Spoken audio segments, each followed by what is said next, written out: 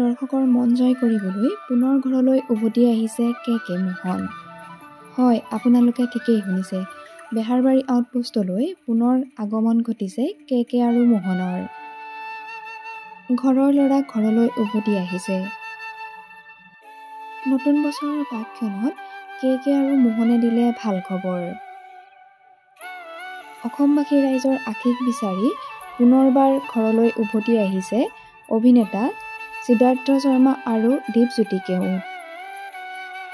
সমগ্ৰ অসমতে জনপ্ৰিয় ধাৰাবাহিক বেহাৰবাৰী আউটপোষ্ট আপোনালোকে চাই বাৰু কেনে পায় কমেণ্ট কৰি জনাবচোন। লগতে কে মোহনৰ উভতি অহাৰ খবৰে কেনেকুৱা লাগিছে আপোনালোকে তাকো কমেণ্ট কৰি জনাবলৈ নাপাহৰিব।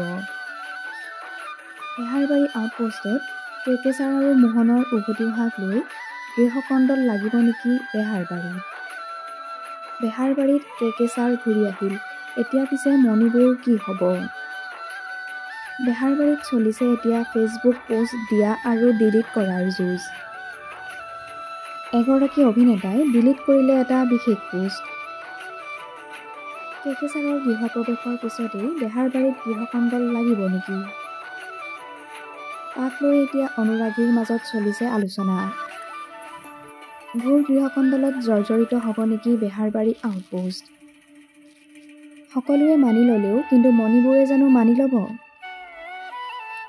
ৰেঙনি চেনেলত সম্প্ৰচাৰিত হৈ থকা জনপ্ৰিয় ধাৰাবাহিক বেহাৰবাৰী আউটপোষ্টত মুখ্য চৰিত্ৰত অভিনয় কৰা কে আৰু মোহন ওৰফে সিদ্ধাৰ্থ শৰ্মা আৰু দীপজ্যোতি কেওটৰ উভতাক লৈ চলিছে এতিয়া তৰ্ক।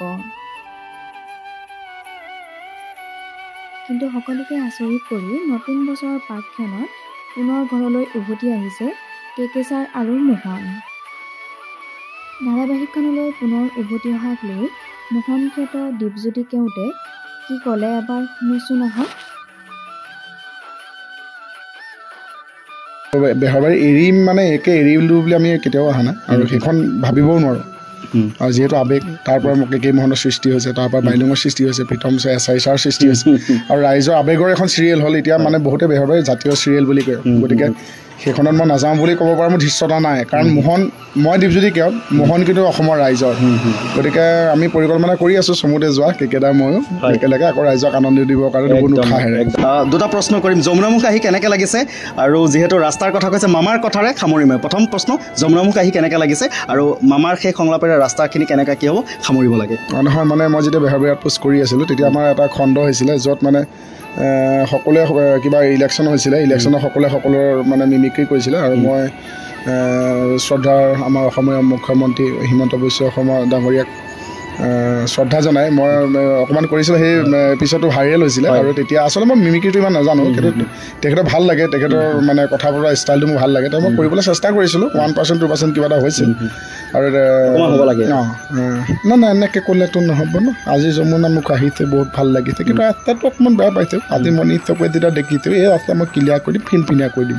মামা ইলেকশ্যন আহি আছে সন্মুখত, আকৌ 26ত ইলেকশ্যন আছে, ইলেকশ্যনৰ আগত ৰাইজে পাবনে ৰাস্তাটো? নাই, ইলেকশ্যন বুলি কথা নাই, ৰাইজে মুঠতে অসুবিধা হ'ব নালাগে। ইলেকশ্যনটো ইলেকশ্যন আহিব, যোৱা ইলেকশ্যন গুচি যাব। কথাটো যে মানুহৰ লগত আন্তৰিকতা আছে, গোটেই কামটো মই নিজে চাম, মই নিজে কৰি দিম। অ'কে, বঢ়িয়া।